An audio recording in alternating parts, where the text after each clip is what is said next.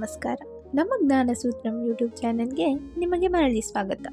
ಇವತ್ತಿನ ವಿಡಿಯೋದಲ್ಲಿ ನಾವು KCET 2025ಯಲ್ಲಿ ಎಷ್ಟು ಜನ ಅಭ್ಯರ್ಥಿಗಳು ಕ್ವಾಲಿಫಿಕೇಷನನ್ನು ಪಡ್ಕೊಳ್ತಾರೆ ಅನ್ನೋದ್ರ ಬಗ್ಗೆ ವಿಡಿಯೋ ಮಾಡಿದ್ದೀವಿ.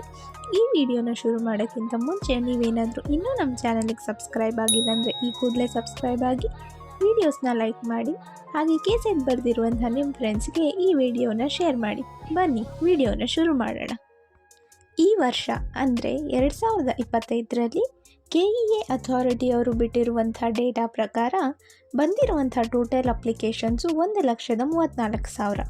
ಈ 1,34,000 ಅಪ್ಲಿಕೇಶನ್ಸಲ್ಲಿ ಎಕ್ಸಾಮಿಗೆ ಅಟೆಂಡ್ ಆಗಿರೋರು ಅಂದರೆ ಎಕ್ಸಾಮನ್ನು ಬರೆದಿರೋ ಅಭ್ಯರ್ಥಿಗಳ ಸಂಖ್ಯೆ 1,21,000 ಆಗಿರುತ್ತೆ. ನಮಗೆ ಯಾವಾಗಲೂ ಗೊತ್ತಿರೋ ರೀತಿ KCET ಅಥಾರಿಟಿಯವರು 6% ರಿಸಲ್ಟನ್ನು ಡಿಕ್ಲೇರ್ ಮಾಡ್ತಾರೆ. ಅದೇ ಲಾಜಿಕನ್ನು ಯೂಸ್ ಮಾಡಿದಾಗ 1,21,000 ಮೇಲೆ 6% ಅಂತ ತಗೊಂಡ್ರೆ 7,260 ಜನಕ್ಕೆ ಈ ಬಾರಿ KCET ಎಲಿಜಿಬಿಲಿಟಿ ಸಿಗುವಂತಹ ಸಾಧ್ಯತೆ ಇದೆ.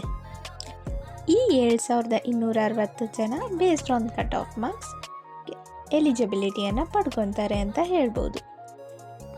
ಇದಿಷ್ಟು ಎಷ್ಟು ಜನ KCET ಎಲಿಜಿಬಿಲಿಟಿಯನ್ನು ಪಡ್ಕೊಳ್ಳೋದ್ರ ಬಗ್ಗೆ ಆಗಿತ್ತು. ಈ ವಿಡಿಯೋ ಏನಾದರೂ ಇಷ್ಟ ಆಗಿದ್ದರೆ ನೀವು ಲೈಕ್ ಮಾಡಿ, ಹಾಗೆ ಶೇರ್ ಮಾಡಿ, ಹಾಗೆ ನಮ್ಮ ಚಾನಲ್ಗೆ ಸಬ್ಸ್ಕ್ರೈಬ್ ಆಗೋದನ್ನು ಮರಿಬೇಡಿ.